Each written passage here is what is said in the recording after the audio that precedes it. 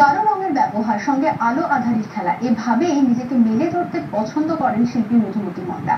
তার আঁকা বিভিন্ন ছবিতেই ধরা পড়েছে প্রকৃতি, কোথাও সে শস্য শ্যামলা তো কোথাও আবার নীল দিগন্ত মিশেছে পাহাড়ে। জল, রং কিংবা প্যাস্টেল সব ধরনের ছবিতে শিল্পীর চিন্তা ভাবনায় অভিনবত্ব ফুটে উঠেছে। মঙ্গলবার থেকে দক্ষিণ কলকাতার Birla academy of fine arts কালচারে চলছে শান্তিনিকেতনের কলা ভবনের ছাত্রী মধুমতি মন্ডার একক চিত্র প্রদর্শনী, চলবে 16 ডিসেম্বর পর্যন্ত। খুব সাধারণত বলতে গেলে এটা হচ্ছে কিছু কাজ আলো ছায়া নিয়ে, রং নিয়ে, নেচারের ওপর, খুব সাধারণ ব্যাপার।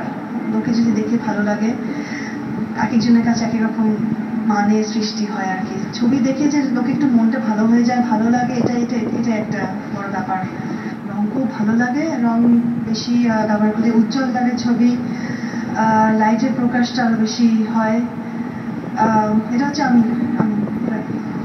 কারো রং ব্রাইট উজ্জ্বল রং, এটা হচ্ছে জীবনটাকে দেখি হয়তো রঙের মাধ্যমে এইভাবে। পর দেখুন আজকে